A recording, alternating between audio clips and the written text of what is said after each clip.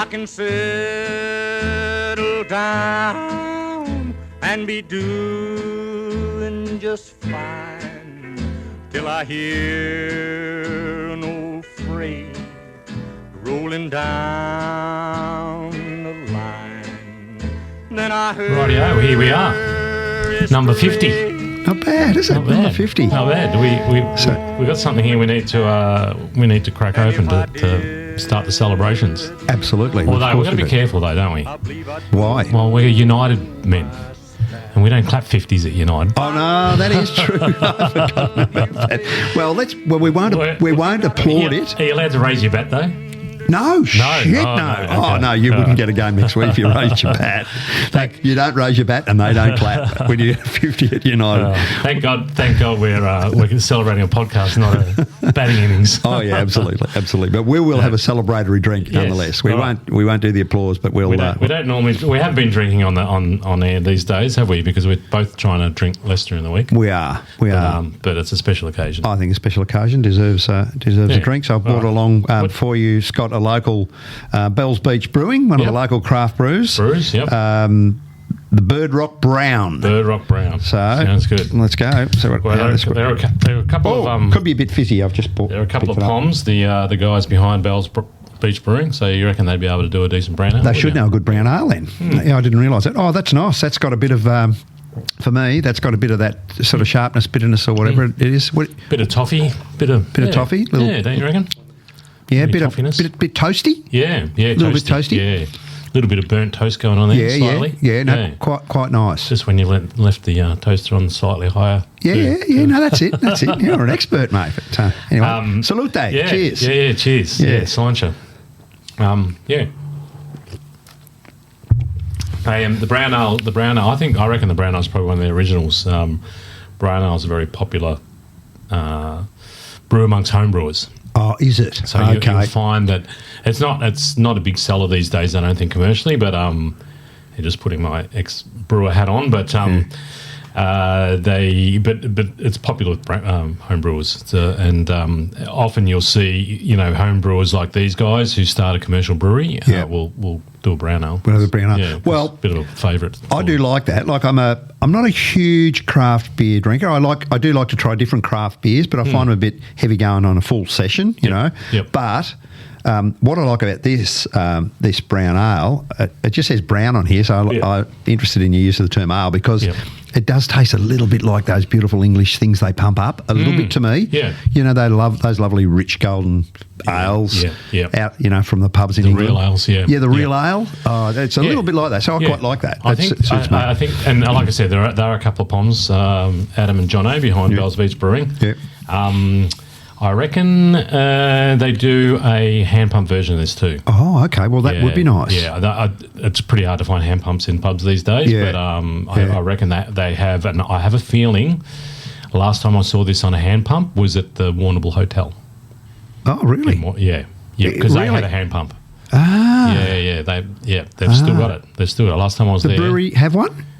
Themselves, Bells Beach Brewery, have a hand pump at there? I reckon they have. I don't know if they have at the moment. Okay. I'm not sure. I can't remember last time I was I'd be up for one. A pint of them on a day like this. So this is when I like my darker. I love drinking beer from now on into the cold weather. I love it. And the darker and heavier the better. Yeah, absolutely. Yeah, I've been drinking a bit of stout lately. Lovely. Yeah, went away for a few days down to Kennet River. Yeah. Oh, that's right. I'd forgotten you were heading down there. Stout drinking. I was getting text from you there for a couple of days when I thought you were supposed to be down the river. Did you do a bit of homework while you were there? Yeah, I did. Yeah, so I actually went down there. So I start a new day job tomorrow. Okay. And so I kind of wanted a couple of days off between, finishing up the old one and starting off the new one just to get away. Yeah. And also, I'm writing a little. I probably haven't even told you this either. I'm writing my book at the moment. I knew you were planning to write a book. The Accidental Entrepreneur. Yeah, okay. Yeah. So I'm about 18,000 words in. So, good. Yeah. So I'm what do you want? 50 or more? 1,000? About 50, I reckon. Yeah, I'm guessing. 50,000 words is probably so what I'm at. You've broken the back of it. Are you writing it from front to back? Does it flow like that? Yeah. So you're about. I will. This is, I mean, I actually mentioned to Ange yesterday, we're going to have to sit and work timelines because there were periods. So basically, just the premise is that it's a memoir of my time in small business. Your story in small business, yeah, your journey. Not my life story, but just your small business journey. Okay. Yeah. And there was particularly in that 2018, 2019 period, there was a lot going on. And a lot of balls in the air, and so I'm just trying to work out the timeline. Yeah. So there'll be probably a bit of chopping and changing, but I'm trying to write it from start to finish. Yeah. When would you say your the journey commenced? As your entrepreneurial journey commenced? Well, that's interesting actually, because I kind of figured when I first started my first business, right? Yeah. Which was 2003. I started my first graphic design business. Okay. Quit my job because I hated the boss, and right. Ange was sick of hearing me complain about complain about the boss or complain about work. So she said, "Start your own fucking business." And so I did. But look, it's funny. Doing this book has actually made me think a bit differently about it. So for one, I always thought I came from a working class background, right? Yeah. Thought I was like an outlier starting out, being a small business owner. But when I go back, I go sort of 3 generations of small business owners that go back. Even my old man tried, experimented a few things, and I think I always had a bit of that. Yeah, I grew up in an environment where I wasn't really encouraged, as far as school goes, a tech school and whatever. Yeah. But once I got to uni, I was dabbling around in a whole bunch of different projects. Yeah. They weren't, you wouldn't call them businesses. I wasn't making money out of them, but they were projects that were like the start of something. Okay. Yeah. Published a little magazine. Yes. Yeah. Ran a film club. Yes. Okay. Managed a band. Those sorts of things. Yep. So officially it was probably when I launched Ego Print, and which became Ego Creative. So that is interesting. So the seeds of it were there, Scott, much earlier than when you started. If you'd been mucking around with that sort of stuff, managing bands and doing those little bits and pieces, you mightn't call that being an entrepreneur. But but it's the start of it probably. So well before when you had your actually. Yeah. Where were you in there? 2003 when you kicked off? That was your Perth period. So we moved to Perth in 2001, and I worked for this company for almost a couple of years, and then in the printing industry. So I've been a graphic designer for about 15 years. Yes, okay. And just started the first little business in my back room. And then went from there. So where's your 18,000 words got you to in terms of opening the tap room at Valhalla? Oh, so right, we're at 2018. Yeah, okay. So we're pretty much there. But and you're sort of halfway through in terms of the size of the story. Well, it's funny. I realised how big a year 2018 was. There was a lot going on. So I was making beer. So Valhalla had been going since 2016. So it had picked up a fair bit of momentum. Yeah. We had the distribution business. So we're distributing craft beer for a bunch of other breweries as well, and that was quite a big concern by that stage. Yeah. And we're in the throes. We opened the tap room, our first one, the little one in Union Street, in December 2018. Yeah. So we're doing a fair bit of lead up work up to that, getting planning and all that sort of thing, fit out and all that. In July, our good friend Liam died. So that was in going 18, was it? 2018. Shit, mate, that time it's got away, hasn't it? Yeah. So that was 8 years ago now. Devastating. Yeah, 8 years ago. Yeah, bloody hell. And he was integral to Valhalla, of course, because he was the guy that got me into home brewing. Yeah. And he was a huge part of Valhalla. The Valhalla story had always come and help us at festivals and stuff like that. Yeah. So that was pretty devastating at that time. But then. And then in October, we went away to bloody Europe for 4 weeks because Trinity was heading off early 2019 for a 10-week. Yeah. And we'd planned, I think we knew that if we didn't do it then and we opened the tap room, you're not going to get away. We're not going to get away for a long time. So this must just be pre-COVID, was it? Yeah, well, COVID came in 2019, but it must be towards the end of 18 when you were overseas, so you're back. No, we were well and truly back because we'd had the tap room open too by that stage. Yeah. By the time COVID hit, I don't think the restrictions must have come in towards the end of 2019. But again, I'm kind of working that out as I go along. Yeah. I didn't quite mean to get into that in that much depth, but it's really interesting. Like I realised all these memories are there in my head. It's just a matter of getting them into a appropriate timeline. So yeah. How are you feeling about the actual the factuality of it, if you like? Because you'll have a lot of memory, won't you, about you're thinking about stuff. Yeah. Have you got enough hard facts in there about? Can you remember? And is that important to the story? I got this bit right, I got that bit wrong, or does that? Well, it's funny. The internet has so much information in it now. You can Google. I can even go back and Google stuff about the TV program, for example, we did back in 2005 or 6 or whatever it was. I can find information about. So there's a lot of material still available. Yeah, okay. But certainly Valhalla. Yeah. I mean, Valhalla was a pretty big concern by the time we had to wind it up, and so there's quite a bit of information out there. So I can fact check against that a little bit. Yep. As far as timing goes. Yep.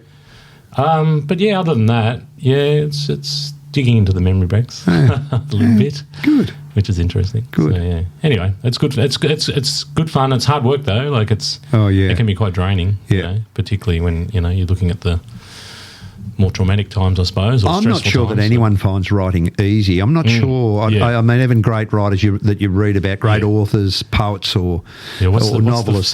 What's the famous saying from Hemingway? Something about leaving blood on the typewriter or something. I haven't heard that, but I can't remember what. But it's and if you read Hemingway, like anyone who reads would have at some stage, it's the most beautiful and simple. I think I just think it's so easy and beautiful to read. Hemingway's writing, it just seems to flow along, but I bet it didn't come off the pen or out of the typewriter like it sounds. And so it's hard work. You think about some of the experiences he had that led to him writing, particularly in war.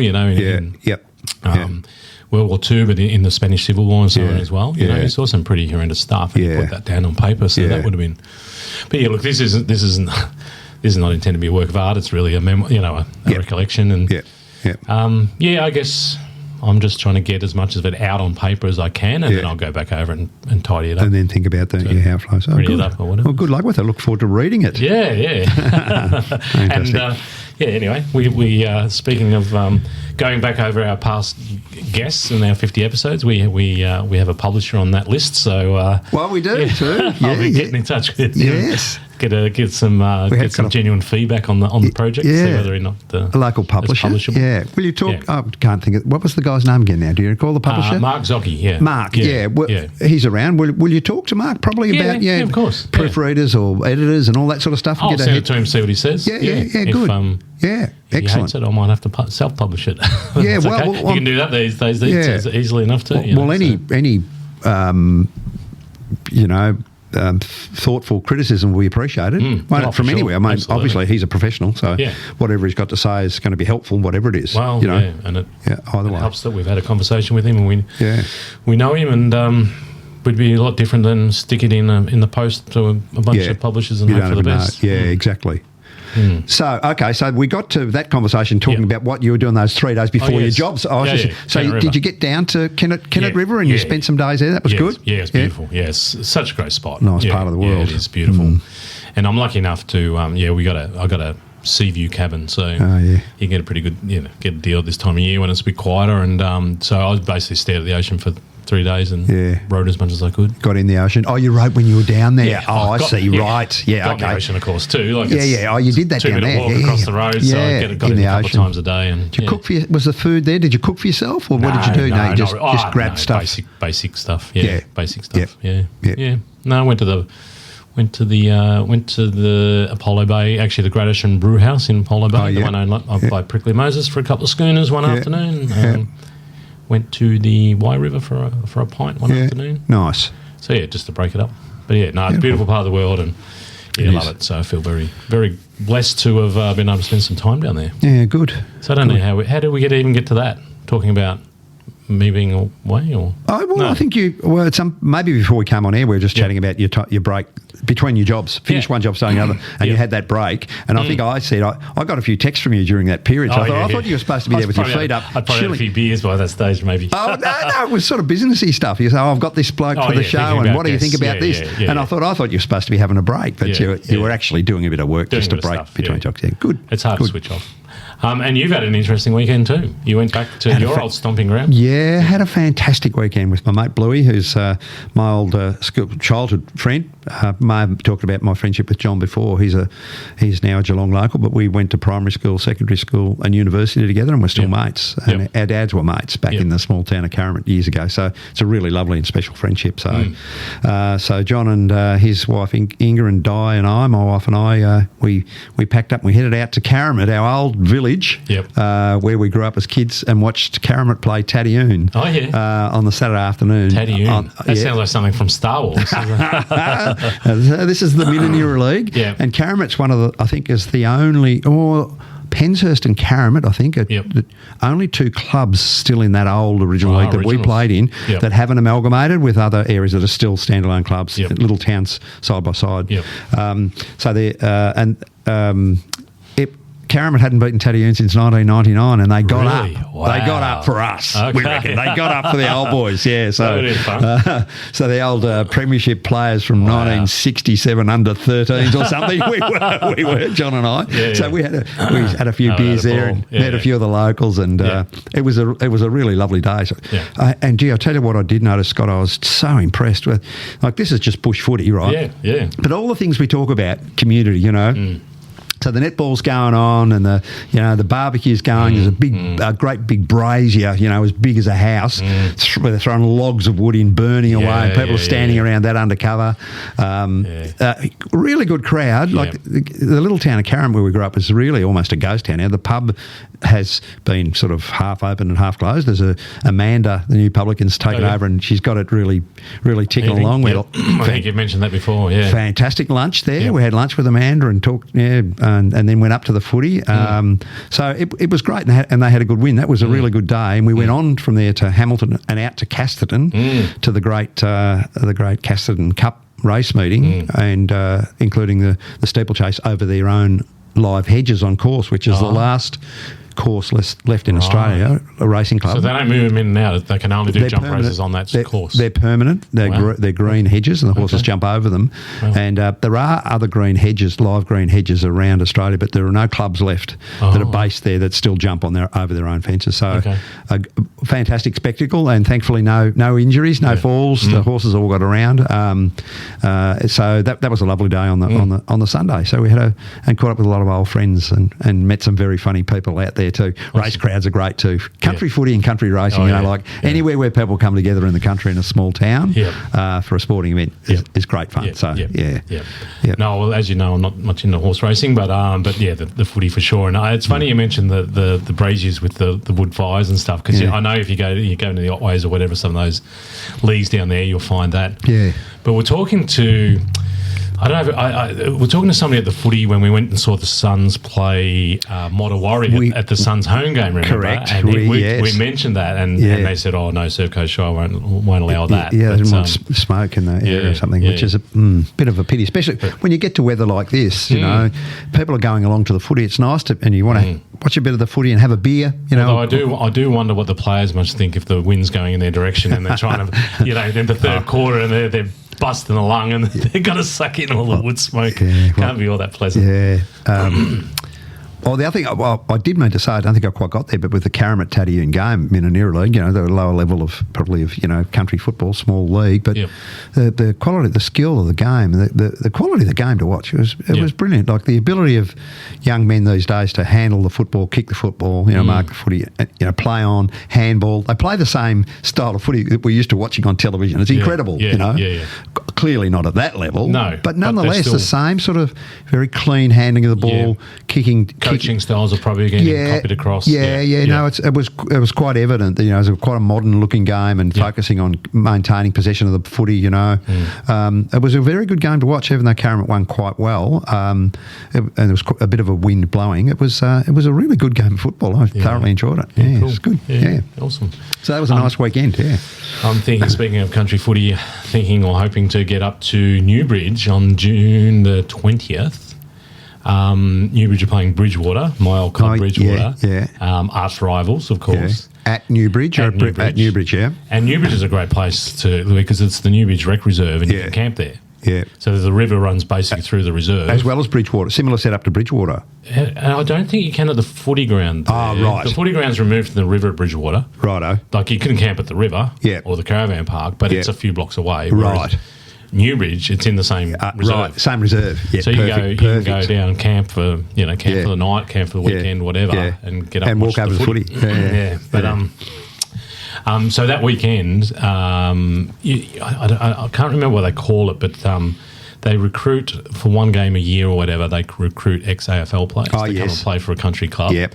And Newbridge got Gary Ablett Jr. Oh, really? So he's going to be playing. I didn't realise he was still having a kick. So I don't know if it's just a one-off for him. I don't know if he's playing anywhere else. But I think Bridgewater got Gary Rowan, who played for Sydney. Oh, yes. I don't know if he's playing the same game where they're both playing. I assume they probably would be. Yeah. So it could be quite an interesting game. Well, one of our previous guests, Alan Barden, who, we know well, of course, got a Penshurst connection. He's the Tasmanian man, loves his footy, obviously. Alan, writer, historian.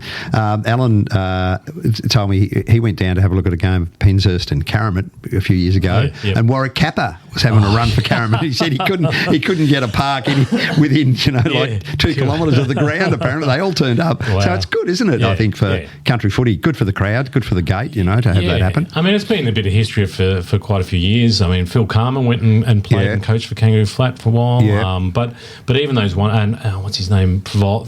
Favola's still, I think, rolled out for the Yarrawonga bloody the Pigeons. He did, and other clubs to fill in games. So that's good. I think this is an organised thing where it's a one-off once a year, and they go into these ex-AFL players must put their hand up to go into the draw. They get drawn against the club, and they don't get any say in which club they go to play at. Oh, good on them. So I thought that might be a fun weekend. Well, good luck to Gary if he is going out to do that, and I hope his body holds up and he gets through the game okay without any.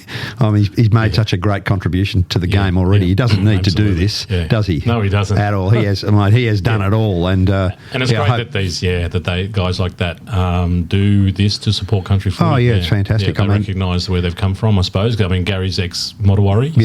Yeah. Well, I mean, it's a real statement, isn't it, about their commitment to the game. Way above, themselves and their club. Even though they're only doing this for the game. This is not even doing for their old club. It's about for the game itself in the country area, which is fantastic. Yeah, absolutely, and important. Yeah. So there's that, and then there's our 50th. So when did we? Are we a year in or more than a year in? Because we've done almost one every week. A year in, we had a bit of time off over Christmas. Yeah. And a couple of weeks off here and there. So the first episode 1 was the 17th of February, 2025. Okay. That, of course, that was when we called it the Speakeasy podcast. The first one was Speakeasy, First 3 or 4 was Speakeasy, and then we, how many did we go? I'm scrolling through. Actually, we got about 9. I think we got about 9 or 10 in. No, anyway, maybe half a dozen in before we changed the name. Well, we found Speakeasies it was highly sort of utilised already. That Speakeasy was being used by a lot of others, whereas I think Rambling. I think we found the only one. Yeah. Or are the only one? No, there's a few others out there. A few Ramblings as well. Oh, well, okay. Not with Shunter and 8 Ball. Not with Shunter and 8 Ball. Exactly. No, it's been great. I didn't really. I think. This is the first time we've caught up, just the two of us, for quite a long time. It is. It is. We've done this before on odd occasions, just the two of us, but we haven't done it for a long time.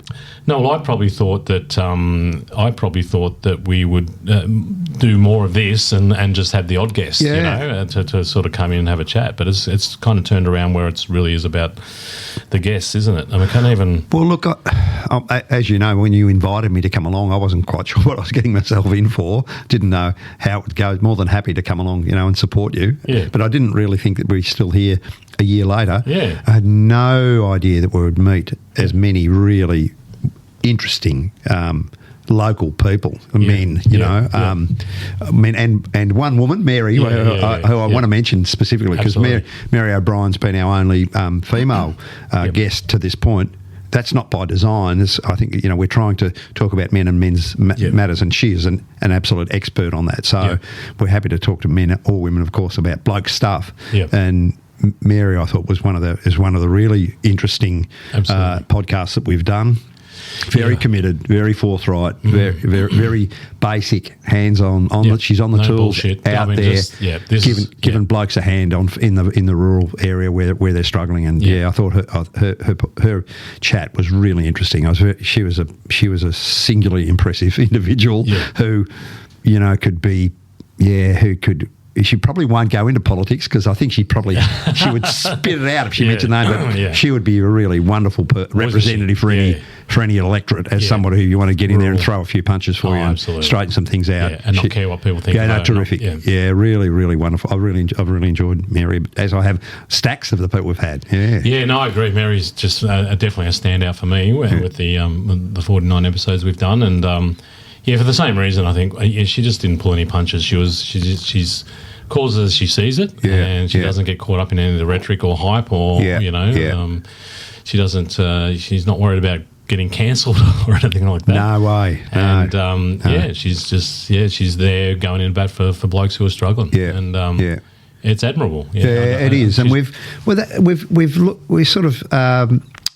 dealt with that theme on and off quite a bit with men's health more broadly. A bit of it's gambling stuff, a bit more violence, drugs and alcohol sort of stuff, and suicide. So we've talked a bit about that theme on and off with a number of guests. Well, the other one I wanted to specifically mention was Kane Nuttall. Absolutely, from Power New Project. I was thinking of Kane as well, and you kind of almost wrap all of those up in that conversation, can't you? He's a young bloke who's been through the ringer, had a tough time as a teenager, really bad acne, which ended up in him being bullied. Quite mercilessly by the sounds of it, which we can probably imagine coming from country towns. Absolutely. Which led to sort of attempted suicide and so on, and then it led to him using that experimental drug, which had some horrendous for his acne. Prescribed for a physical condition, health condition, having a sort of psychosocial effect on him. Horrible. Mental side effects, but also physical side effects, which were pretty horrible, and then kind of led him into drug addiction. And he went through some adventures up in Darwin and got himself in a little bit of strife and then came back, and I think a girlfriend, ex-girlfriend, or at the time, and his parents sort of pulled him up and said, "What are you doing?" And he said, "I want to get my shit together." So he started the Power New Project, gave up the drugs, still has a beer, but he's very passionate about it. He does helping largely blokes, I think, but people in general, getting a start if they've come out of prison or from homelessness or from mental health issues. Giving them a bit of purpose. One of the things that shocked me a bit when we spoke with Kane was I hadn't realised before that a lot of prisoners that are when they're released from the local prisons, and there's a lot of effectively local prisons here in the western side of Melbourne. There's a lot of big prisons. I don't know.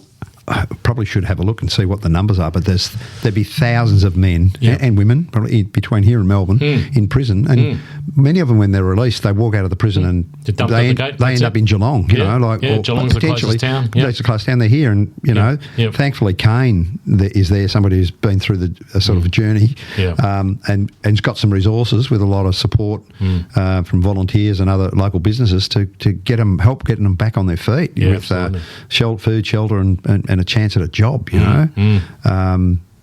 we spoke, I remember as well, in addition to being shocked at the thought of those people coming out of prison on their own here, then we talked about the accommodation side, like middle class, couples trying to get are struggling to find accommodation, rental or purchasing houses. Could you imagine being a single person coming out of the clink, and trying to get somewhere to live and then a job, imagine turning up to, tough. The real estate agency and some 22-year-old kid sitting behind the desk and going, where's your job application, where's your previous rental history, references, rental history, where do you start? 10 years, you'd be, you wouldn't even get a look in. It's got to lead to them, potentially people going back in, doesn't it? Recidivism, that's going to be one of the issues, recidivism. They come out and they've got no chance and get turned away. No job. They've paid they paid the price for what they've done. They should be given a fresh start and a free start. Well, it's not going to make it easy for them if they've got nowhere to live and nothing to eat, and no one will give them a job, is it? So good on you, Kane, mate, if you're listening to this, and everybody else involved in the Power to You. Yeah. Power to You? The Power in You project. The Power in You project, that was a really interesting chat. Yeah, it was. Yeah. Yep. And then speaking of surprising things, and this was one where you were away, so this was an episode I did with a guest on my own, but it was with Mike Trelua, who had grown up in the Geelong Revival Centre. Oh, yes. One of Australia's most extreme cults by the sound of it, and it had been happening all these years in our own backyard in Geelong. And I was involved in that conversation with him. No, were you here? Yeah. Were you? Yeah, absolutely. Okay. Absolutely I was. Right. Didn't you do two? Did you do two stories on that? No, I don't think so. No. Well, I was here when we spoke to Mike. Or maybe I just listened to it and enjoyed it. I think you listened to it. Did I really? You probably imagine, you're so used to sitting here. We're going to fact check this now. Go wind the tapes back and find out. No, you weren't here. Yeah. I was sure I met that guy. I can see his face. How does that happen? I don't know. You were away that week, and I didn't want to cancel. It was a lot, and I'd booked him in for a while early, I think. Anyway. A lot of people have... I think I was here. What am I thinking of? I'm thinking of a different episode. Well, I certainly missed some chats you had with DJ Dredd and I probably... other guys where you did some fillers when I was away, but I'm pretty sure I was here for that one. Back to that one. Because people keep talking about that. That's one of our most appreciated stories, I think. It's our second highest listened to one. Oh, well, that's interesting. Yeah. Okay, I'm not surprised because there's just the general feedback I've had is a lot of interest in that. It was, for a long time, was the most listened to by far. And funny enough, the one that beat it was the one where I actually talked to DJ Dredd about what was happening at Medusa Bar. Oh, really? Because at the time I still owned Medusa Bar, and there was a bit of uncertainty about whether it was going to open. Yeah. I was quite surprised that was the most listened to. That's interesting, isn't it? I was very surprised. So I think obviously there was a bit of local interest in topical. It must have been really topical at the time. There's a lot of interest in it, But, Mike's story was really interesting, having been born into the cult and growing up in it. And, I'm sorry. I thought that was one of the ones you missed. Anyway. I might have just dreamt it, but I can remember the story because it was a very powerful story. Yeah. I'm sure we did it here, right, sitting here. It was here for sure. Yeah. Just a cult of, extreme control, I suppose, and male dominance, perhaps. It was right here in Geelong. It's been there for a long time. And quite a mesoneaic, if that's is that a word? Yeah, for character. Sure. That fellow by the sound of it. I don't know. I didn't know much about that. A little bit. I'd read a little bit about that, but I didn't know the detail. But it was interesting to hear him tell the story. And the leader guy, by the sound of it, was quite very, very charismatic. Yeah, very charismatic. Tall. Yeah, carrying a real presence by the sound of it, and influence over people. Yeah. For evil, unfortunately, or not for good. By the sound of it. Yeah. He had the Lost Tribes of Judaism. There was British Judeo something or other. So it was basically. The British were direct descendants of the Lost Tribes of Judea or something, they pushed that agenda, but very isolationist. The kids would go to normal schools, but they weren't allowed to socialise outside of school or any camps or any weekend activities were all within the church. You talk about how. They'd fill your calendar up so much you had no time for anything else. It's interesting, isn't it? There are other sort of examples of that quite active, throughout our society. That are, some that are very, very successful. Financially, business. Some of there are some sort of. Careful about the words I use here, but groups, closely aligned groups that stick together. Sects probably too strong a word, but some around business. There's people linked very closely to family and members of certain groups that run businesses. So there's a bit of that. That sort of model happening in society, pyramid selling in some ways. There's a bit like sometimes there's some of that. You can always think. You almost think about in Geelong, it's quite prevalent. If you go to a certain school, if you went to college or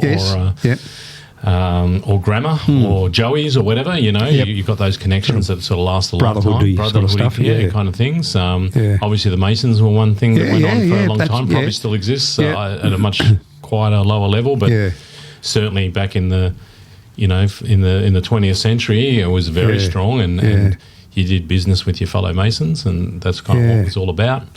And there was a group many years ago now that might be too early for you to remember, but up in the hills out of Melbourne, it was a time when I was working in the family, the family child protection services, and there was that was a real challenge for society and government to deal with because it was. I recall some of the details of the concerns, and yet at another level, the children were articulate and intelligent, and yet sort of.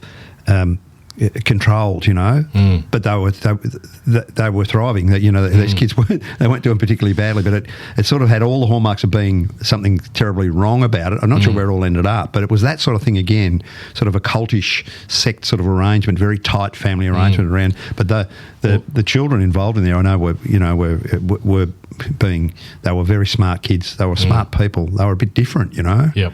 I'm not sure where all that ended up, but the family's another example of what I'm talking about. The other one's the brethren. The brethren, which is a similar sort of thing. I had a little bit to do with brethren when I had the design marketing business in Perth. We had clients who were brethren. Yeah. They wouldn't send. You couldn't send anything by email. It'd have to be by fax, then when fax machines died, they would go to the local post office, or they'd get the local general store or someone because they lived. Can't remember the town now. It was maybe an hour out of Geelong. Yeah.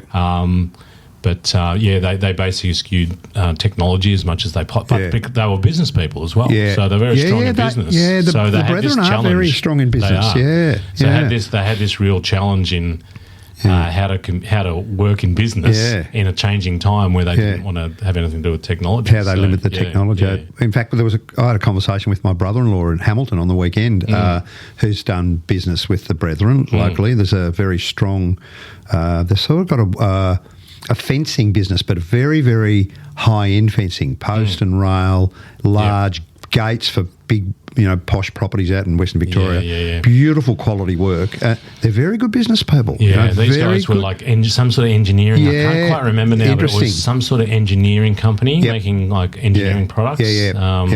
So we did a lot of flyers and brochures for them for their products. Yeah, so interesting. These guys out in Hamilton area there somewhere as well doing beautiful quality work. But it's a similar thing. It's brethren based.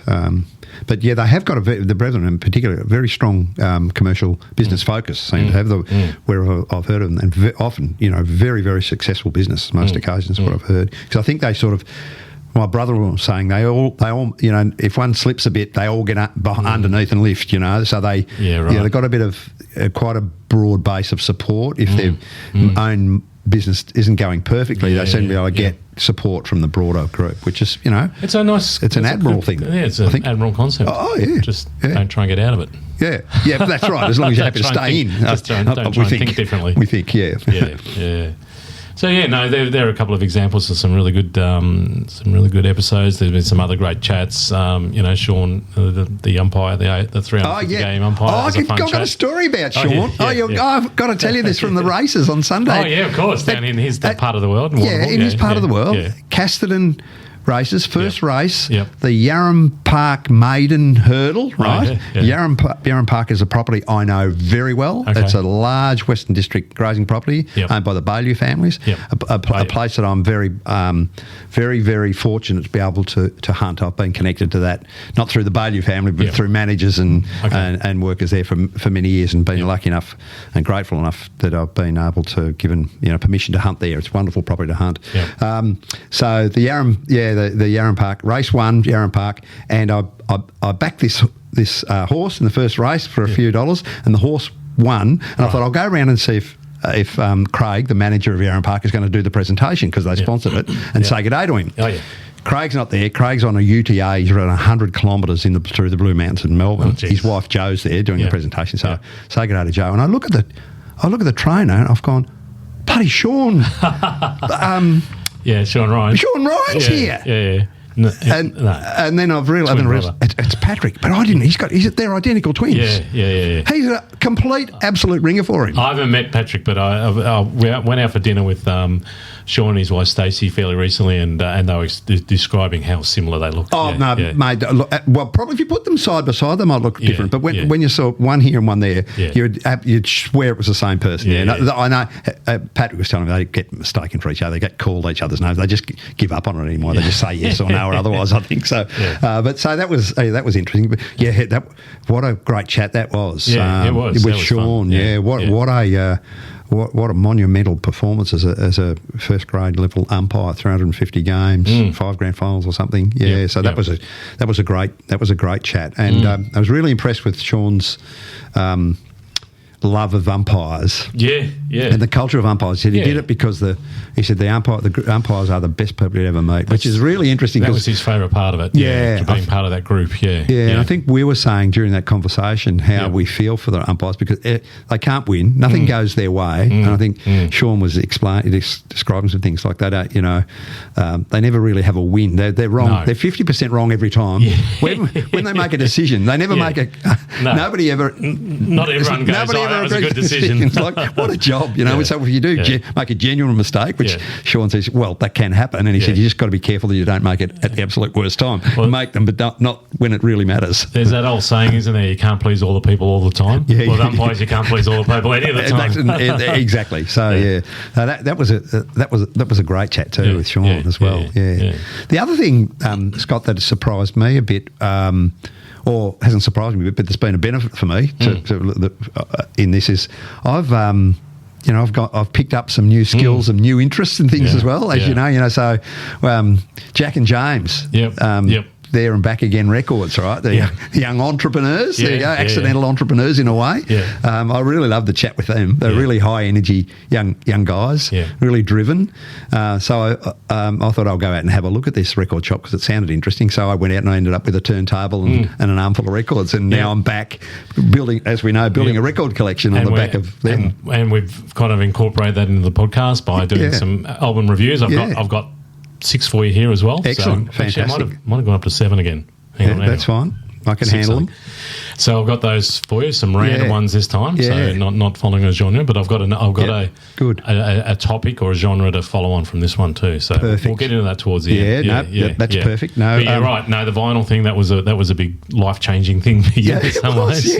I had to. My kids have got all my old vinyls, and I didn't. I'd given up. I'd gone through from CDs through to then digital music and online music and that sort of stuff. It wasn't. I still had a very good sound system, but not a turntable. So it wasn't, a nice medium priced, good quality turntable that the boys sold me. I'm very happy with, and I had a good amp and good speakers. So I'm loving the whole tactile bit of the vinyl, the album cover, putting it on, turning it over, all that interaction with the music rather than just sitting there and, flicking from whatever. And you can listen to a whole album. You can put it in context. You can put track after track. And you've got to stay engaged, don't you? Because you've got to get up, you've got to turn it over. It's not like you just have it playing in the background. You forget it's even on. I really like it. You stay engaged with it.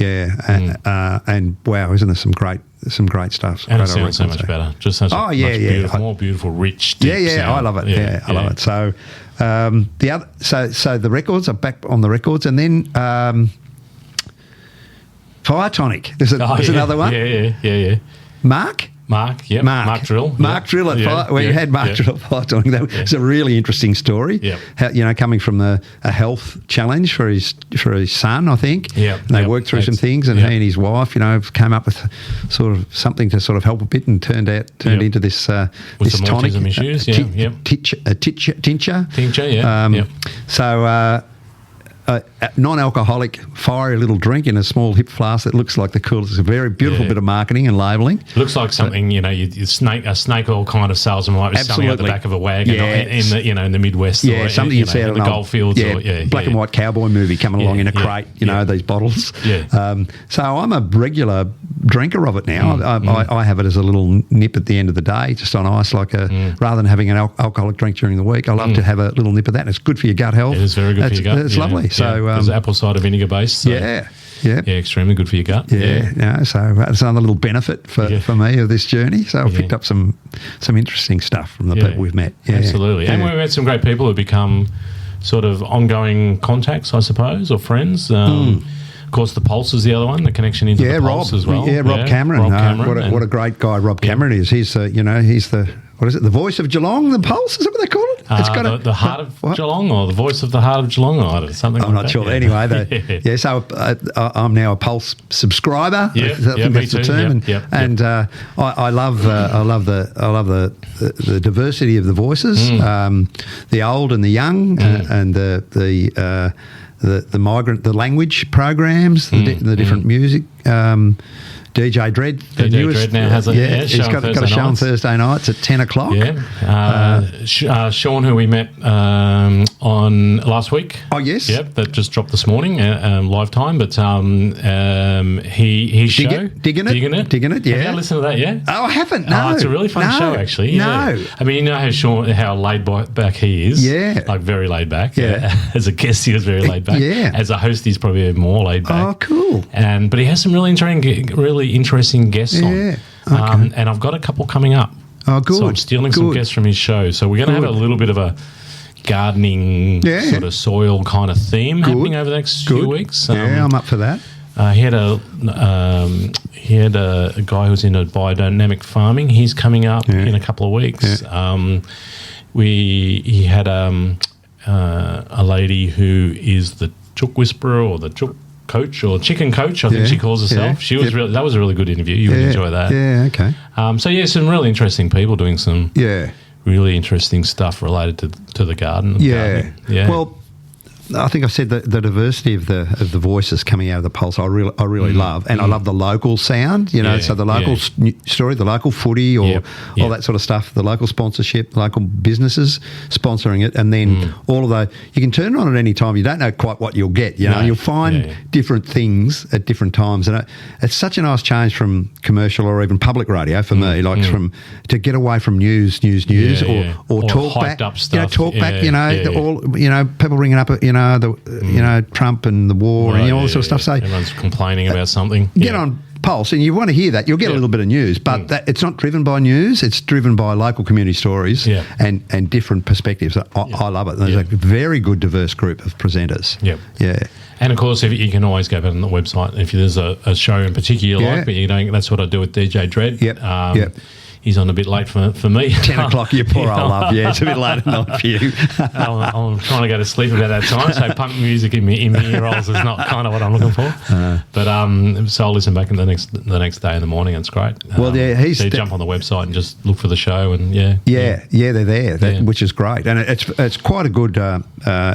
Intuitive website that you can it's quite clear which program, and then when you come up it'll choose the day and there it is, bang bang bang, and you can go back through them. So it's good to listen back. I've done that too, so that's another thing that I've picked up a bit. I've learnt a lot about punk music from DJ Dread as well, which I've really enjoyed, because I was on the margins of that. It came later in my life.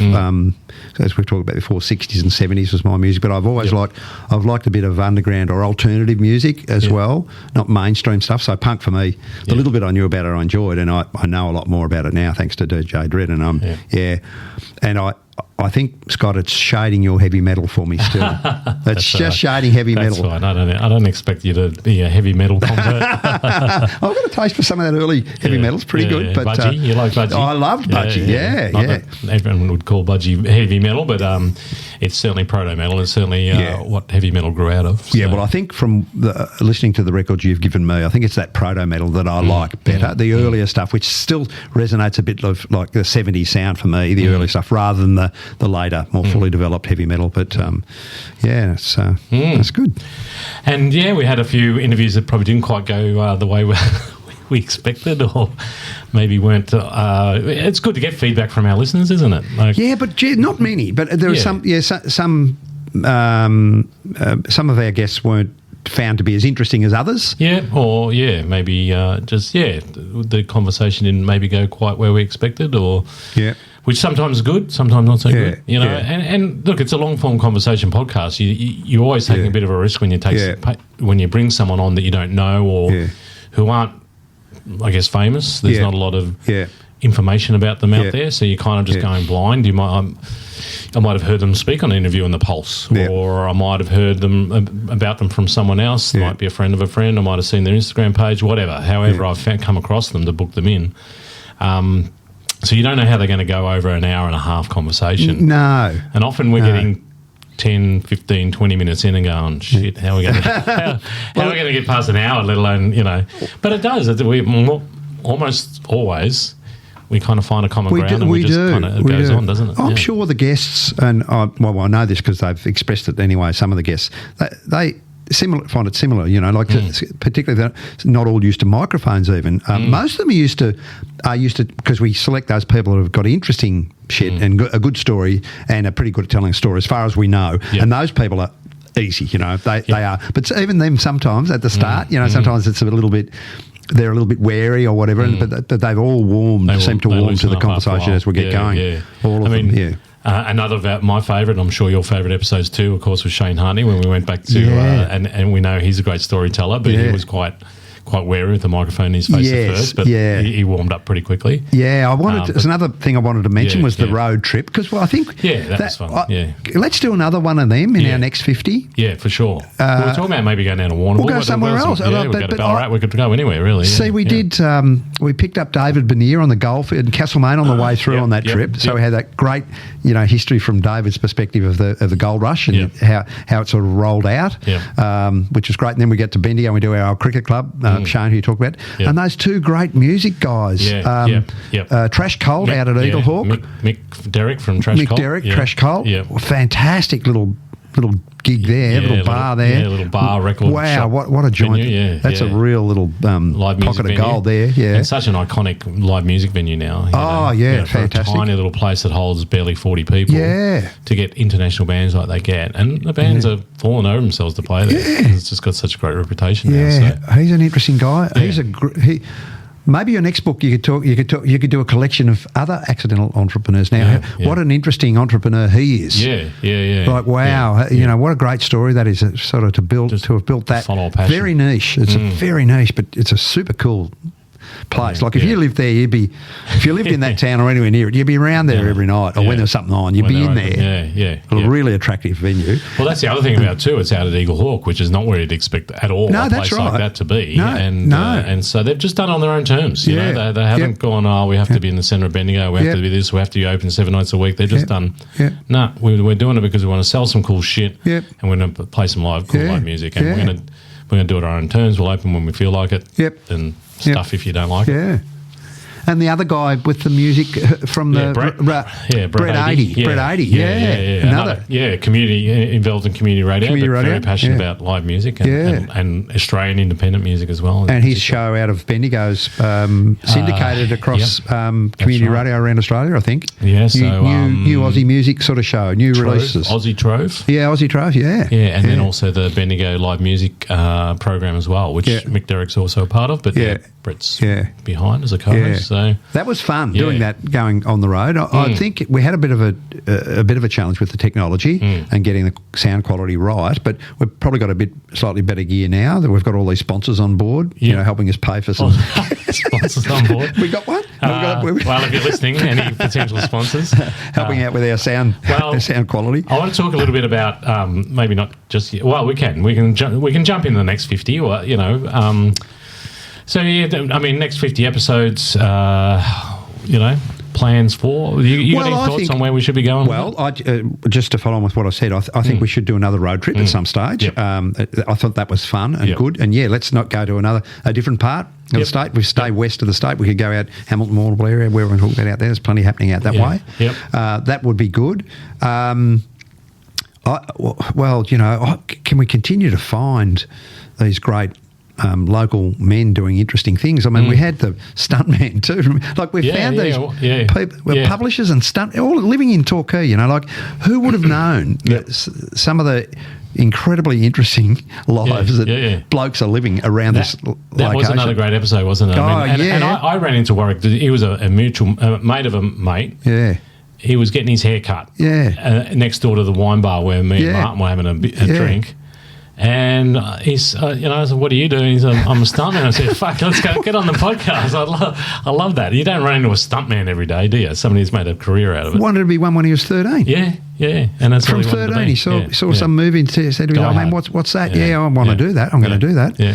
And doubles for Heath Ledger and Ned Kelly. Yeah. Like what an experience. Brosnan, Pierce Brosnan's mate with Pierce Brosnan looking after his kids and what was that guy's name? Sorry though. stuntman? Warwick Sadler. Yeah. Warwick Sadler. He was great. But look, I don't know. Can we keep up the quality of really interesting local men? I think we're doing pretty well. Well, we've done pretty well to avoid, because I think 20 odd episodes ago we were probably talking about having to go online and get some guests from out of town and do some online. We haven't had to do that, except for for Joel and Sean, the poultry guys. Yeah, and that was because they were in two different parts of the state. Yeah, but other than that, we haven't done an online one yet. So. We did Richard, of course, as well, the historian. Yes. Went down the lawn. Richard, the emeritus professor, Richard Broome. So at Lawn, we need to get him back on to talk about the Great Ocean Road. And we do. And Richard's happy to do that. There was a conversation that kind of didn't go where we expected. But that's right. We ended up talking about Richard's more personal journey as a historian and didn't get to local history, but he would be very good to come back and talk local history about. Look, I've got 3 guests lined up so far. I get to the point where I go, shit, where I'm going to find guests, and all of a sudden they just sort of turn up. So you got some really cool guests coming up over the next 3 to 6 weeks before we take a bit of a break, which we'll touch on. So I like the local content. I like what we're doing locally, but at the same time we need to keep up the quality of guests as well. So we don't want to get to the point where we're just talking to Joe Blow that runs the milk bar and's got, not the Joe Blow, but the milk bar doesn't have insurance. He might. But if we can find one, I bet there will be a Joe Blow run a milk bar that we'll love to have on if we can find him. But finding the right people. So I think we'll get there. And if we don't, then we maybe start looking beyond the boundaries of our local area. But I think we'll have enough to go on. Yeah. Well, the other thing we could think a bit about some themes too, like you just mentioned, Scott, before. We've got a few people coming on and talk about gardening. So we might, every now and then, we might find a little run down a rabbit hole, whether it's farming practices changing or whether it's... I've talked about this before, and we haven't sort of broken the shell to get into this yet, although we've had some guests who can help us do it, and that's like Deakin Uni, great local university, some really contemporary, great, interesting research. They'll be doing shitloads of stuff which would be very interesting locally, I'm sure. So that, I'd like to do some nice recent research findings as well, some PhD thesis studies or something, talk to some students about some stuff. I'd like to do a bit of that, maybe. Cool. A couple of, if we can find a couple of... crack open, like you said, a pathway into Deakin or whatever. Deakin, somebody from Deakin's listeing, reach out. Anyone at Deakin that could offer that. We've avoided politicians so far, and I think we'll continue to do that. I know. I've got a couple of really good mates that are ex-politicians. Ex-politicians might be all right if they can take their I could probably get a real Renaissance man in here who was a former politician who's an incredibly interesting guy. So we might do that. He might be our first former politician. But I think one of the problems... There's a young bloke who's a local Greens candidate who would probably like to get on if he's interested. To talk about some of the other projects he's involved in, like environmental projects. If he can leave his, Greens hat at the door. We just don't want to get in political debate. We don't want to get involved in party political stuff. That's part of the problem. Look, there's lots of good local members who would have interesting stories to tell, like the Deputy Prime Minister, probably, Richard Marles. If you could sit him down and talk about what he did as a kid, who did he play for, that sort of stuff. But it's very hard for them to be able to speak freely. I think it's unfair. It's no good to us, and it's unfair on them to try and steer them away. So I think current serving politicians are not really our go-to gear. We don't want to do that. Don't want to do that shit. So, but people who have been pollies maybe are no longer pollies, or who have got political commentators, aspirations, but can talk about other things, not just their politics. Well, I think maybe if we can find even some local guests who are either political commentators, financial commentators, social commentators, people who we can get back every now and then. That's another good idea. To address a current issue. And so get some regulars going on, We could, probably do that, say, with DJ Dredd to talk about the local music scene, or, people who we know have good knowledge about a certain part of local community. We just get them back for an update, every now with that kind of thing. We need to get Jay back when they win the flag. Yes, well, I said to him, we might get a post-season wrap, although they haven't done too well after we. What a bloody impressive bloke though Jay is. God, he's done such a great job. Not many people put on their CV. No. I started a new football club, adult footy club. This is my idea, and I got it there. That's brilliant. And of course, I've got my membership now. I'm a beanie, so excellent, fantastic. I've got the bumper sticker on the back of the car now. So, cool. But they got flogged by Anglesea by 150 points last week. So Surf Coast Suns, go Surf Coast Suns. It's going to be a tough year, and but that's great. It's a fantastic story, and definitely somebody to stay in touch with. And look, this community deserves another footy club. It does. Yeah, and it's interesting, isn't it? If you've got the right people and got good people, you get what you deserve. And Torquay deserves a second footy club. I think so. I do. Well, it's a town of 20,000 permanent people now. Absolutely, it'll be healthy for the whole community. Yeah, absolutely. Yeah. So that's a good story. We can keep track of. We do love keeping track of the local footy. So and local cricket too, I suppose. Yeah. But we don't want to get bogged too down into one specific topic, but I think it's great to... I mean, in some ways, probably, to be honest, put my marketing hat on, and having such a broad range of topics probably does work against us from a listenership point of view. I think the podcasts that do well tend to focus on a particular area so they can market to capture the audience to an extent. They know they want to go and listen to that, whatever that is, that thing. Whereas ours, they're not going to sure what they're going to get. I mean, ours is niche in the sense that it's local, but local men, local blokes, interesting local blokes, really. But probably the people who would normally be listening probably aren't the biggest podcast listeners out there either, So anyway, we don't mind. We're happy just to we're happy just to do what we're doing. We are growing month on month, so that's the main thing. But sponsors probably the next thing, so we can. Well, it'd be nice to defray some of the costs, all of which you're covering. It's not a lot, but it'll grow. We'd like to do a bit more with it. So look, I appreciate the 44-gallon drum of petrol you've given me, so I can run it back and forward. Footy. That's footy club payment, isn't it? Yeah, exactly. You get each season you get a barrel of fuel to get to the game back. Well, I'm happy with that. That's all I need. I'll give you a McDonald's voucher. But you've got all the gear here, mate. You're buying all the broadcasting gear. With our daughter coming back from South America after our 12-month stint, she might be wanting her room back. So we might be looking for some digs potentially. Maybe. There you go. There's another call for a sponsor. You got a room working. Yeah. We might. I've got a bit of a sponsorship idea, but anyway, we'll probably be reaching out to some local business to see what they'd like to put a very small amount of cash into a very interesting project. So that's something to look out for, whether or not we get that going on. But other than that, I don't know. We'll probably just keep things going pretty much how they're going. Pretty happy with it. Yeah, I think so. No, I think we've got through the first 12 months. We haven't had to push or struggle, and I think we've had some really interesting people that we've found. I don't know how you find them all, but we need to keep following. Well, like I said, I stumble across some of them. Sometimes I go looking. So I guess next week, actually, I was playing with AI, and I said, all right, let's see what AI can do. So I said, right, find me some local guests. And this guy came up, although I had reached out. He had come across my path right towards the start of this, and I think I reached out in the early days and didn't get a response. This time I did. So he'll be on next week. He'll be a fantastic guest in that kind of community mental health, helping people with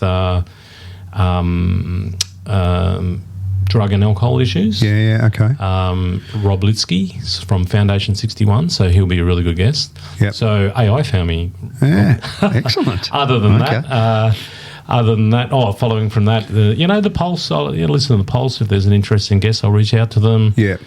Something comes across my Instagram page, but a lot of it's just friends of friends or people I know or whatever. Yeah. Well, we mentioned Rob Cameron before. We've had Rob on, and he's a great friend of the program. Can we call him that? Because he points people in our direction and puts us in touch, which is great. Well, you mentioned Alan Barden, who's does the Alan Barden. I was going to say almost in the same breath, you could put Alan Barden, who's great at finding people, local people. We've spoken to Alan. He's got that terrific local community background, and Alan and I have got very similar sort of shadowing each other through our professional lives. So he worked at the federal level, I work at the state level, but very similar life journey. Couple of country kids who work their way through the public sector to do some interesting things. And he's a great guy. And Alan's as I've said, also good putting us in touch with other speakers, which he's done. And in fact, Alan might have found Ken Davis for us, did he? Did he put us on to Ken Davis? Yes, he did. What a great chat that was with Ken Davis. That was a bloody privilege to speak to a member of that family. Absolutely. And a guy with such an incredible career in his own right as well. I know. To have worked with Dennis Lilly, to have played against Dennis Lilly and Rod Marsh, and to have faced Malcolm Marshall, but also to have worked overseas and work with some of the great sporting clubs, Geelong, Richmond. It reminds. It's a bit like that old joke about the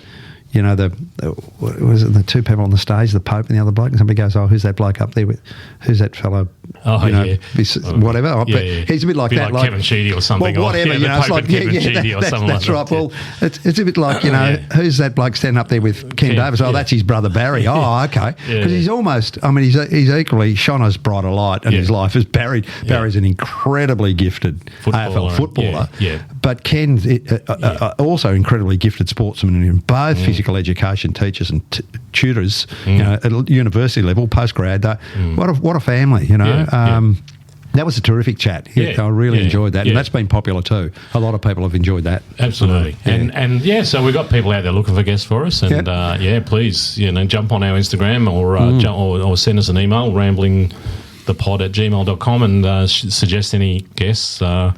Pull us up in the street, Or themes. It'd be interesting as well if people had an idea they might know a speaker. Say, can we hear a bit about? Is there any chance you've got anything you could chat about this subject? We'd take on any subject. I don't think there's any subject we're not happy to chat about. No, I don't think so. If we can find a speaker who's competent in any area that's of interest to anyone who's listening, we'll get hold of them for you and we'll have a chat.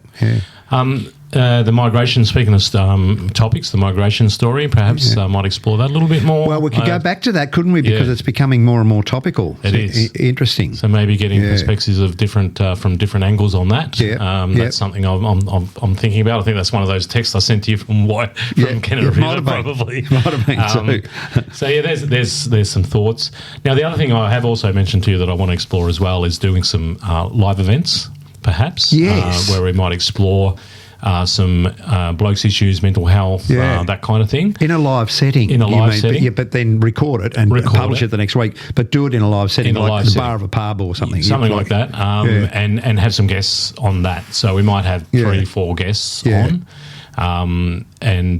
So that's something that I'm keen to explore over the next 6 to 12 months as well. So I think I might have said to you before that, so we've got if the technology's up to it, it would be really good to do that at a community event of some sort, whether it's a festival or a agricultural show or in a tent or something, our own tent or if we could set up somewhere where there's a local community activity going on, a local event, and do it as a chat with. We could have some guests and we could almost chat with some visitors. People going through. One of our guests, when you definitely weren't there, was David Griffiths, who has a craft beer podcast of his own called The Cool Room. Right. And he's actually a Melbourne City councillor, but I know they'd sometimes go to beer festivals and have a room off to the side where they could just pull people over and have a chat to them. So, that's that sort of thing might be a possibility. When people have sort of congregated and they could come in and you could have 20 or 30 people sitting in the tent with you. Bells Beach, maybe. I don't know what the setup is, but when the carnival's on at Bells Beach, can't do it, or the Victorian Open down at 13th Beach. Some not a sort of high level, or not high level, but a major sort of event at a community level that's occurring. Even just a Sunday market somewhere at a little tent, farmers market somewhere one morning. Take a couple of farmers market gardener talk speakers out, or the Rotary market, or the Carry market here in Torquay in summer. I think that'd be good if the next year we could look at going on the road and doing another road trip like we did, but also do something live. Yep. And the other topic that would come up, you mentioned Bells Beach. The local surfing industry is something we haven't explored either. Correct. We haven't found the right guests yet. So we've talked about that's something in the back of my mind. We've got to find something there. Because I'm not a surfer. I'm not really involved. I don't have contacts, but start reaching out to see if we can get some people who are involved in those early days. Setting up Rip Curl or Quicksilver or that kind of thing. That could be really interesting too as well. There's got to be some interesting stories there. There must be people living here still that go back to those early days of Rip Curl. Definitely. Which would be a very interesting story. Yep. Are we having a second beer, or we have a quick break and recharge and then finish off? What a perfect suggestion. Righto. Back in a sec. Righto. We're back. Refreshed with a refreshing second ale. Brown ale. Bird Rock Brown Ale from Bells Beach Brewing. They haven't sponsored us yet, but if they want to, if they're listening, we're here. We're open for We're happy to keep drinking it if they'd like to provide it. We're here to open discussions.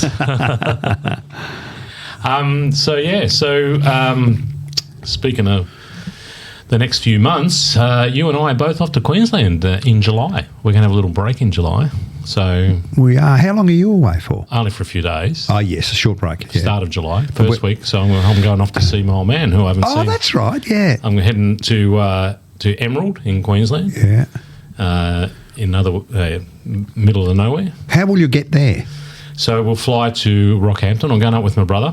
Oh, okay. So we'll fly to Paul. Yeah.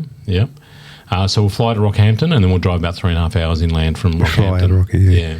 Yeah. So no direct flights to Rockhampton, so I've got to go via Brisbane. I wondered about that. Yeah. Right. Yeah, but anyway, I haven't seen him about 8 years. Oh shit! Really? Yeah, no. So. Oh wow! I didn't realise that. Yeah. So it'll be interesting. It'll be fun. Yeah. Oh, fantastic! And Paul, has Paul seen him more recently than that? Paul wouldn't have seen him. They're about the same. Same. Yeah. It was last time Dad came down here, so he saw Paul at the same time. So yeah. So that'll be interesting. It'll be interesting travelling up with Paul. He's a man of very few words, as am I when I'm off a podcast. I think there might be about 3 words spoken the whole time up there, but no, we'll have a couple of drinks and the words might start flowing a bit more once we get there. Does Paul have a drink? Yeah, Paul has a drink. Yeah, Dad have a drink? He used to a lot. Yeah. He was a big drinker, but I don't think he doesn't much these days. Yeah. I don't quite know. Yeah, no, I know he doesn't drink much. When I have spoken to him, might have a beer with him when you're up there. Yeah, or a cider. Paul drinks cider. Because he's gluten intolerant, celiac, whatever. Yeah. Dad's probably in a similar situation. So probably have a few ciders. Might go down the pub for a meal one night. Yeah. I don't think Dad goes down the pub much these days, but if at all. It'll be interesting to catch up with the Hunt boys. Well, my folks used to get out that way a bit. My mum and dad were great fossicers, gemstone fossicers, and that's gem country out there. Yeah, they love the gemstones in that sort of area, that part of central Queensland, whatever they call it. So great fossicking country. So I think I have been through Emerald once when I drove up to Cairns once. I've been through it, I think, but I've never been. I don't know. Yeah, yeah, it'll be good. And Di and I and my sister Carol and her son Greg, the 4 of us, are heading for Thursday Island, mate. Thursday Island. Overlanding. So we're flying to Cairns, a couple of days in Cairns in early July. Yep. And then we all climb aboard a troopy with about 6 or 8 other people, and we go overland from Cairns all the way up through Cape York, stopping at different points of interest along the way, doing different things, and then fly out. I guess, I don't know whether we boat out or fly out. We end up at Thursday Island. Now, whether we take a boat out or what, I think we might boat out there as far as Thursday Island. Then we fly back from Thursday Island back to Cairns. So it's overland, 4-wheel drive overland on the way up, fly back. And my sister and her son, my nephew, will have a couple more days with us in Cairns, and they'll fly home. And then Di and I are going on to Port Douglas, which is one of our favourite winter retreats, or probably our favourite winter retreat in Australia. It's a beautiful spot. Oh, yeah, lovely in our winter. It's beautiful up there. So we'll have about another 3 weeks there. And coincidentally, my mate Bluey, who I spoke about before, and his wife Inga, who we've been spent out with, they'll be up there celebrating their 70th birthdays with all of their children and grandchildren. Wow! At the same time. Yep. So we've found a day free, that they've got a day in the middle of that where the 4 of us will go out for dinner to the Nautilus restaurant in Port Douglas, which is my favourite restaurant there. Sit outside and dine under the palm trees. Beautiful. Yeah. Nice. Yep. And we'll play a round of golf. Blue and I will have a hit of golf. And then Di's best mate, probably girlfriend from way back in her school days, Melissa and Vic, Melissa Allen and her husband Vic, who live at Ocean Grove here. They're up there as well at the same time too, doing stuff. So there's another round of golf with Vic. He's a very keen golfer, much better golfer than me. But it's that time of year when all the Victorians fuck off to Queensland. So they're up there as well. So we're going to spend a couple of days with them too. So it'll be a nice month away. and a bit of warm weather. So. Oh, cool. The other thing that's happening in July for us is that our daughter's coming back after a year away in South America. Do you have a date when she'll be home? 20th of July. Oh, okay. So we're going to take July off for the podcast. I think we'll have a bit of a break. I'm going to start working on my new little project, which is the Accidental Entrepreneur. So I'm going to do a podcast as a side project to the book. Yeah, so it'll be the book and some podcasting through July. Well. Yeah, good. Yeah. So the podcast will be a bit similar to this, probably a bit shorter. It might be it kind of cut off about 60 minutes. Are you interviewing? Not interviewing. Will you be chatting with other entrepreneurs? Yeah, exactly. Small business owners. Yeah. Cool. People like Rayan Fernando, who we had on recently, those sorts of guys, small business people, or people who in the health space or whatever, that can sort of help give some perspective on what it takes to be a small business person, or consultants to the small business industry as well, so entrepreneurs. Okay. So that'll be fun. So I'll do a bit of work on that while I've got a bit of time off from rambling. Good. I hope the voice is up to it when we come back. You might be. Right. I'll keep the throat wet with some beers. Correct. Yeah. Keep the hydration's important. Keep it hydrated. We should be all right. Well, the other thing. So I've got some records for you. Excellent. Yes. Okay. We want to work through those now then? Yeah. Well, why not? Unless you've got something else you want to cover first. I'm pretty happy with all. I think we've had a good, we've covered off where we've come from, and got a pretty, it's sketchy, but we've got a bit of a rough idea what the next 12 months might look like. Yeah. Which is I reckon. more of the same, but with some differences, a bit more road trip stuff, maybe some more themes. But looking forward to it. So cool. Good. And we'll keep the music, the community, the footy, the blokes up. For sure. All right. Well, I'm just sorry. I've got them in the bag you gave me last week. So right. We're recycling. That's good. Cool. So this time around, as I said last week, I'm just going to give you. I just want to choose some random albums. Right. Ones you like. Ones I love. But I know you'll love as well. Yeah. Okay. Okay. So. They don't follow a theme. They're just really albums I love that I probably wouldn't fit into a category that I'd have enough records of to do a whole selection of. Yeah, righto. So they're mixed. All from your collection. All from my collection. Yep. But I want to share with you anyway. Yeah. So the first one I know you love, because I know you love a bit of Irish music. We're speaking of future guests. We've got one in about 5 weeks who'll put some good perspective on a bit of Irish punk. We do. Or Irish rock. So, we do. So that'll be fun. So this one... Paddy, that'll be... that's... Paddy O'Callaghan will be here. Yes, that's right. Patrick O'Callaghan. From Double Shot Maggie. So that'll be fun. But that will be good. But this one, I guess, is a bit of a nod to that future episode. So we've got the Pogues. Oh, yep. Rum, Sodomy and the Lash. Fantastic. I don't know if you know the album. I'm familiar with the album cover, but I don't have the album, and I haven't listened to the whole album. Yeah. So we talked. I think last week we mentioned those great characters of rock and roll excess. Yes. Lemmy and yes. and Ozzy Osbourne. Well, Shane MacGowan from the Pogues would fit very comfortably into that category. Yep. He may even sit at the top of the pile of that. Yeah, could do. So he's no longer with us, unfortunately. Yeah. I think he died about 6 months ago. But what a great rock and roll character he is. But the Pogues just they so beautifully blend punk with traditional Irish music. So you've got a great blend of both there. I mean, a great cover, a great version, Dirty Old Town on that album. Yeah. A fantastic cover of the band played Waltz Matilda. I see that there too. Bring up tear to your eyes, that song. Just a wonderful, wonderful. And then you got like really great Irish songs like Sally McLean, Pair of Brown Eyes, just some really cool stuff on there. So, and Shane, Shane's just such a great character. Ended up without a tooth in his head, I think, by the end of it. I don't know if you've ever seen the video. If you haven't, look it up on YouTube. Shane MacGowan and Nick Cave singing "What a Wonderful World." Have you seen that? No. Mate. Is it AI or is it series? They are together singing. They sung a duo. Did they really? Yeah, What a Wonderful World. And McGowan's so pissed, like he's falling all over Nick Cave. Nick Cave's like pushing him off him all the time. But he could be, you know, give me 2 bottles of whiskey and he'll still remember all the words, you know. Yeah. So, so not the way. He's like promoting excessive drinking, but he's a great character and a great singer-songwriter. Yeah. A little bit like a British or Irish, I should say. Probably shouldn't call him British. Yeah, no, definitely not. An Irish version of Tom Waits, you know, you know, like just sort of completely relaxed in his own who he is, exactly, and just lets it as it comes out as you get it. You know, he's a bit that style, isn't it? You know, absolutely different style, but that approach. You know, yeah, and very idiosyncratic appearance. Oh, absolutely. Is that right? I'm not. I don't know whether that's correct or not. But, you know, but he's got a look. If you know what I'm saying. Right. and a great voice. A great voice. As the what was it? Jane Turner and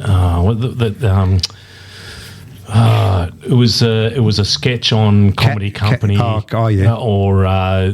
Comedy Company, or Kath one of those Kim, ones. One of those Fast things. forward. Oh, yep. You're a very unattractive man, Victor. Oh, Igor, yeah. Victor, yeah. Oh, Victor, was it Victor? Very unattractive man, Victor. Yeah. Poor Shane. Anyway, God bless him and rest in peace. So next one, speaking of great characters, Johnny Cash, live at Folsom Prison. Oh, beautiful. Now, Fantastic. I love both his live prison albums. Yeah. I've got a copy of the other one live at San Quentin. But it's a weird kind of German pressing, and all the swearing's bleeped out of it. Oh, so really? It's really annoying. How dare the Germans bleep out the swearing? Didn't they invent it? Oh, probably. Krauts. Schleichenhausen's. Anyway, so this is in beautiful nick. This album, this looks brand new. Yeah, it's fairly new, but just great. Like just that presence in the prison. Yeah. You know, you can hear the inmates sort of getting involved.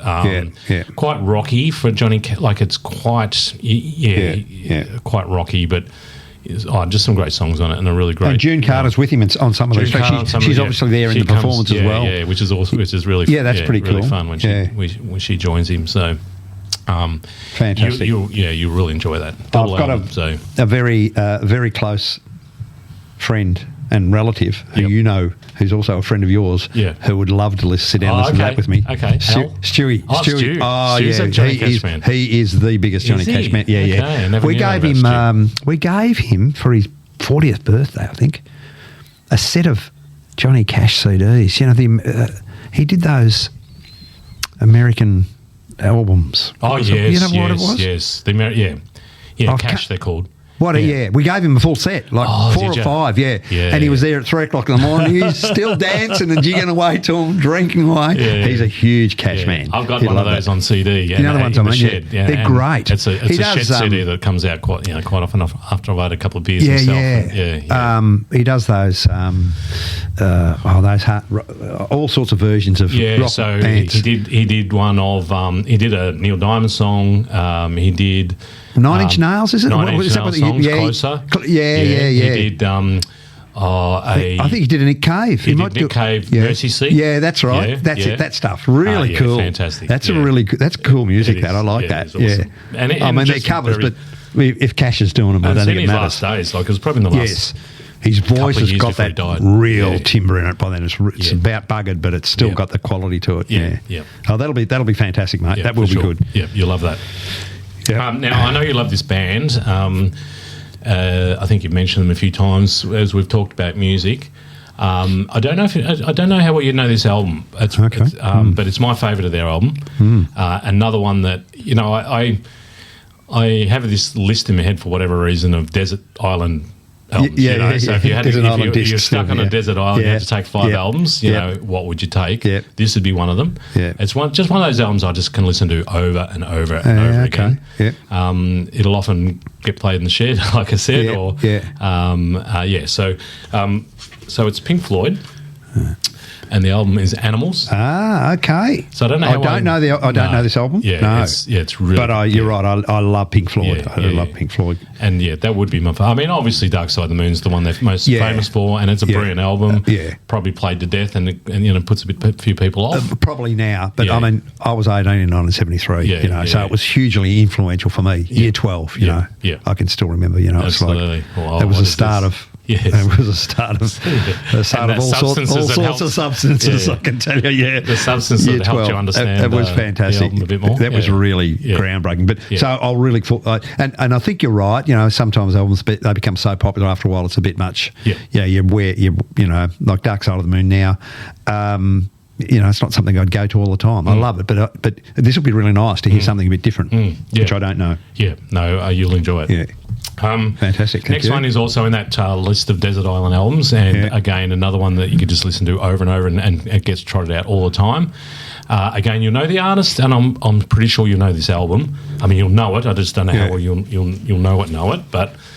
Neil Young. Harvest, okay. I know you. I mean, that'd be your era too, so you'd probably know it pretty well. Yeah. And you definitely know the songs on it. So yeah, fantastic. But one you've got to play on vinyl. Just a beautiful album, beautifully written album, absolute classic. And I couldn't not include that in this lot. So yeah. I'm sure you'll. I'm sure that'll bring back some memories. That's got some fantastic tracks on it. Old Man, obviously. Heart of Gold. Going up the country. Yep. Man Needs a Maid. Yeah. Fantastic. I remember we saw quite a few years ago now, but Ange and I went and saw Neil Young and Crazy Horse. Oh yes, play. Yes. And. A lot of the album, because it was Crazy Horse, it wasn't Neil Young, so a lot of it was just them jamming and making some noise, and which was good, which was fun. Yeah, it was at Rod Laver, and sometimes Rod Laver the sound can be a bit shit. But then they had a break, and Neil Young came out and sat on a stool and played some acoustic stuff. And he started playing Heart of Gold. Yeah. And the tears started rolling out. And I'm not a crier, I'm not bragging about that. It's just I'm not really. Yeah. And Angela's looking at me going, you're right. Really but I just couldn't help it. Oh, yeah. So really important album to me. And something I've grown up with as well, I think. My man had a copy of it. And wow. Some of those albums that are... they have a lot of meaning, over your life. And seeing it played by the artist live, someone's like, that's enough to go, acoustic, wow. Sitting on a stool. Beautiful. Beautiful. In this big arena. So, good fun. Now, this next one, you will definitely not have heard this band. You will have heard of the two, the main guy behind it, but... okay. And it's going to be a lead into the next... genre group. Or theme that I'm going to run by you. Okay, cool. So it would fit within that the 5 albums or whatever that I lend you next time. Yep. But I wanted to do it as a standalone as well because it is such a beautiful album. I know you'll love it. So it's called Temple of the Dog. Okay.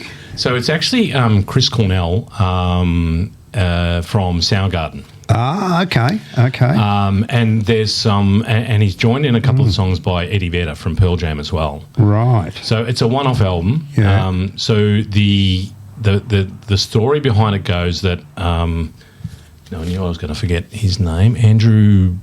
I've forgotten his surname. From a band called Mother Love Bone was in that sort of early 90s, late 80s, early 90s Seattle scene, grunge scene in Seattle. Yeah. Best mates with Chris Cornell. And he had this band called, he was originally in Green River, and then he had a band called Mother Love Bone. And they produced one album, which I don't have on vinyl, unfortunately, but I think for me personally, and someone who loves that grunge era, I think Mother Love Bone's Apple album is one of the most important albums from that era. Anyway, a lot of people probably disagree with me, but like many of the singer-songwriters, frontmen of that era, he was a heroin addict and overdosed, and I think it was like the eve of the release of the album or something. Anyway, so this album is a tribute to him. Temple of the Dog comes from the lyrics of one of their songs, one of the Mother Love Bone songs. So a lot of it's about him. So so it's a beautiful album. I know you'll really, really enjoy it. So this the album's called Temple of the Dog. Yeah. Who's the band? Well, Temple of the Dog. It's just it's a one-off. It's a one-off. It's a one-off tribute to. What do you call it? Andrew, whatever. Yeah, and I'm trying to think of the word, but it's just it's a one-off. Two guys coming together to play it. Yeah. Collaboration's the word I was after. It's like a collaboration of a couple of musos as a tribute to a guy. Nice. Well, it's a nice idea and it's beautiful. Yeah, it is. You'll love it. And they wrote the songs. They wrote. Chris Cornell, I think. Chris Cornell wrote the songs. Yeah. Well, I'll really look forward to that. Yeah. it'll be something. It's got wooden Jesus on it. That reminds me of the bloke we were talking about before, chocolate Jesus. Tom Waits. Oh, yeah. Chocolate Jesus. Okay. Come here, chocolate Jesus. Yeah. Tom Waits. Wooden Jesus. Okay.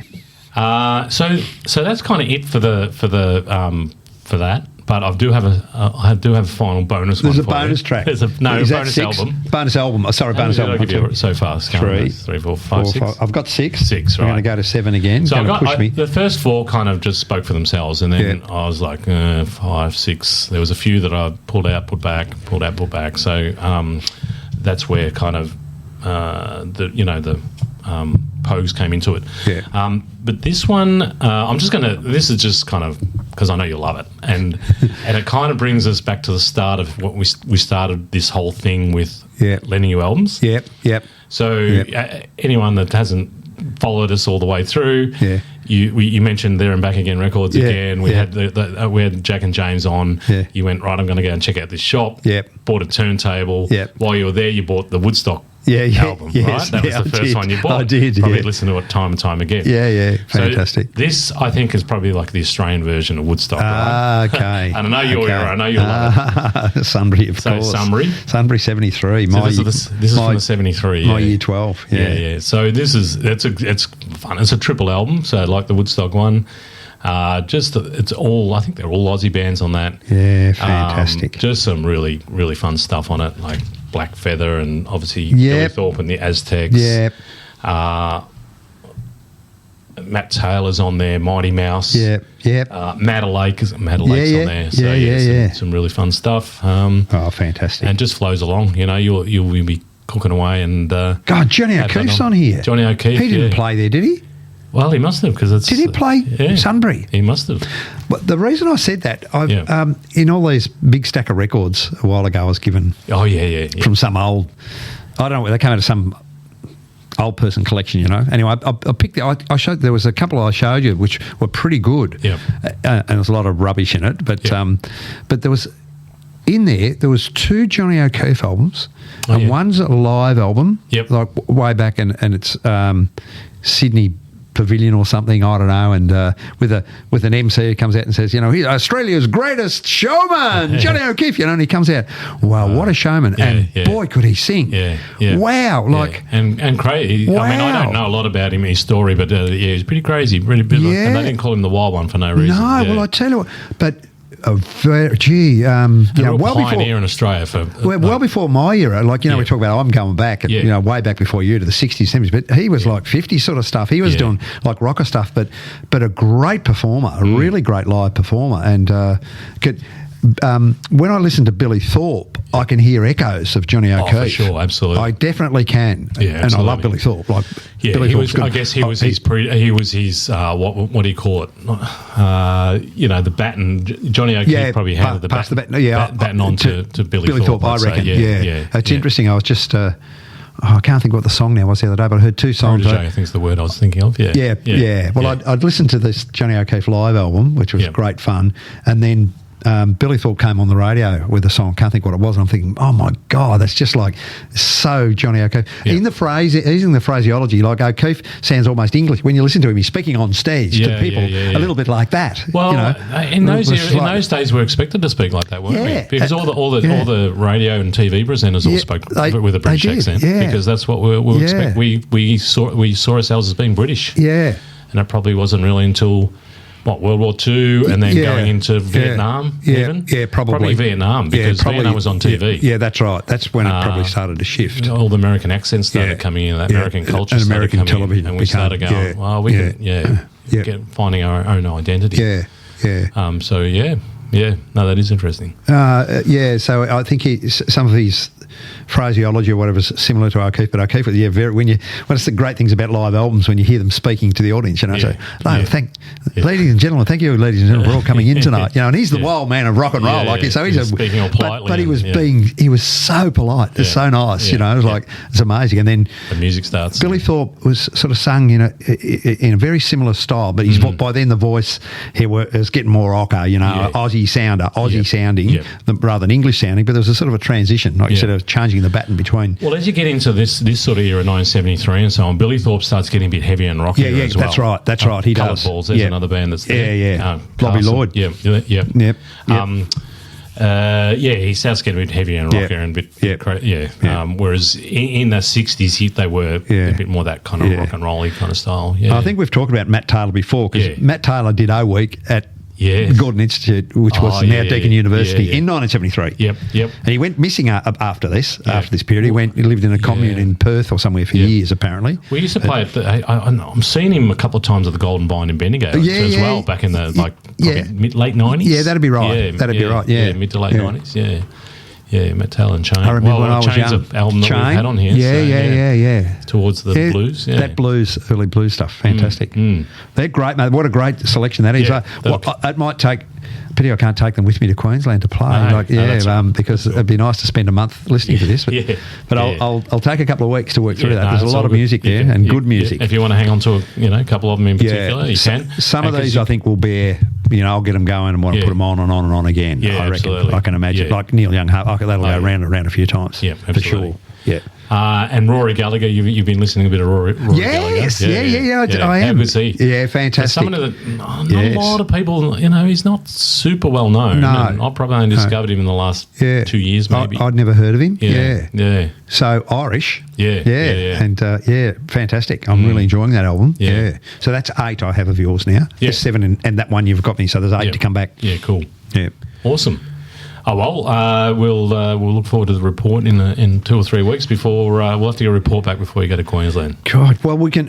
It's still with 4 or 5 weeks. Oh, no. I'm not complaining about the time frame. I'm just complaining about what I'm going to say about them, because I don't know... Well, you can leave summary out of it. I can't rank... I can't... okay. I might have to leave that out because it doesn't quite fit in terms of going through these and saying which ones I love the most.